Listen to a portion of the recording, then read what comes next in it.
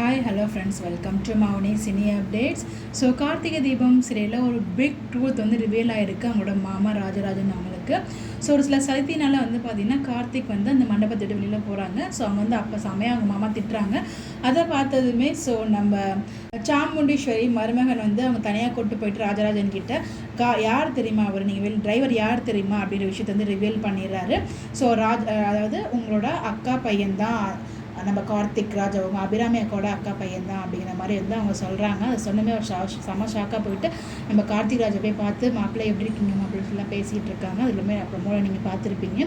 So எங்கள் அம்மா அப்பாலாம் நான் பார்க்கணும் அப்படின்னு சொல்லி கூப்பிட்டு அவர் அழைச்சிட்டு போகிறாரு. 25 வருஷத்துக்கு அப்புறம் பார்த்தீங்கன்னா ராஜராஜன் அவங்க அம்மாவை பார்த்து ஆசீர்வாதம்லாம் வாங்குறாரு. ஸோ ரொம்ப உருக்கமாக இருந்துச்சு அந்த ப்ரொமோ பார்க்கும்போது.